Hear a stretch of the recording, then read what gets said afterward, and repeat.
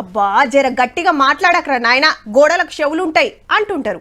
అంటే సాటుకుండి ఎవరన్నా వింటారని. ఇక ఫోన్ అయితే ఇటు మనం అటు అవతలోళ్ళు ముచ్చట్లు ఇద్దరు నడమే అనుకుంటాం. ఒకళ్ళు రికార్డ్ చేస్తే అమ్మో అని కొన్ని మాట్లాడతాం, కొన్ని మాట్లాడం. మనోడు అసొంటోడు కాదని ఫోన్లోనే ఏదంటే అది చెప్పేటోళ్ళే ఎక్కువ. అట్లా అని అవతల మనిషి రికార్డుగినా చేయలే, కానీ ఇద్దరేం మాట్లాడుకున్నారో మూడో మనిషి తెలుసుకునే ఈకమతే ఫోన్ ట్యాపింగ్. అబ్బా phone tapping case enquiry full signal ఉంది. అవసరమైతే లీడర్ అరెస్ట్ దానికి వచ్చిందటుల్లో. ఏం చేస్తే బాగుంటది, ఎట్లా చేస్తే మంచిగా ఉంటదని తోపు లాయర్ల తోటి మాట్లాడారు సిట్ ఆఫీసర్లు. 2000 మీద సాక్ష్యాలు దొరకవచ్చి 300 మంది సాక్షుల మాటలు రికార్డు చేసి దాన్ని బట్టి ముంగటికి పోతుర్రట. 1000 ఫోన్లు రికార్డు చేస్తే అందులో 600 ఫోన్ నెంబర్లు చాలా ముఖ్యమైనట. ఏ లీడర్ ఎవరిని కలుస్తున్నాడు, ఏం చేస్తున్నాడని తెలుసుకోవడానికి పడన్ పార్టీ వాళ్ళు ఏ బిజినెస్ మ్యాన్ ఏం దందా చేస్తున్నాడో తెలుసుకొని దమ్కెళ్ళిచ్చి సెటిల్మెంట్ల తోటి గట్టిగానే గుంజిరని ప్రచారం నడుస్తుంది.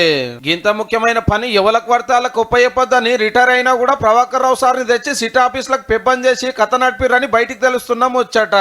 అట్లనే రాధాకిషన్ రావు గారి పదవి పెంచుకుంటూ వచ్చిరట అక్కడికి వచ్చే ఆఫీసర్ అని. వాళ్ళకి వార్నింగ్లు ఇచ్చి బీఆర్ఎస్ కు చందాలు ఇప్పించారని కూడా తేలిందట. ఆల్రెడీ 4-5 పోలీస్ ఆఫీసర్లు అరెస్ట్ అయితే పనివంతుడు ప్రణీత్ రావు గారిని డిఎస్పీ సీట్లకి వెళ్తించి సిఐ కిందికి మార్చింది గవర్నమెంట్. అయితే ఇప్పటిదాకా లీడర్లను విచారణకు పిలుచుడే గానీ ఒక్కలం కూడా అరెస్ట్ చేయలే. పాత సీఎం నుంచి పాత మంత్రుల దాకా అందరికి నోటీసులు ఇచ్చి ఫోన్ ట్యాపింగ్ గురించి క్వశ్చన్ల మీద క్వశ్చన్లు వేసి చెప్పిన వివరాలు రాసుకున్నారు. ఇక ఇప్పుడు అరెస్టులు చేయొచ్చనే ప్రచారం నడుస్తుంది.